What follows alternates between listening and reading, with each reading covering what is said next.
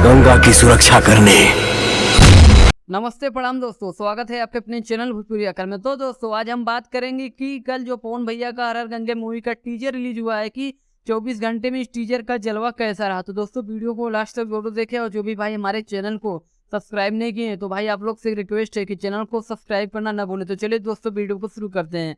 तो दोस्तों बात करें पवन भैया की हर हर गंगे मूवी की टीजर की, तो दोस्तों टीजर एकदम बवंडर है। जी हाँ दोस्तों, अगर आप लोगों ने यह टीजर नहीं देखे तो जाइए सिनेमा आर्ट चैनल पर इस टीजर को रिलीज कर दिया गया है, आप लोग वहां से देख सकते हो। तो दोस्तों बात करें इस फिल्मी स्टार कास्ट की, तो दोस्तों इस फिल्मी स्टार कास्ट में नजर आएंगे पावर स्टार पवन सिंह, अरविंद अकेला, कल्लू, स्मृति सिन्हा और भी बहुत से कलाकार है इस फिल्म में।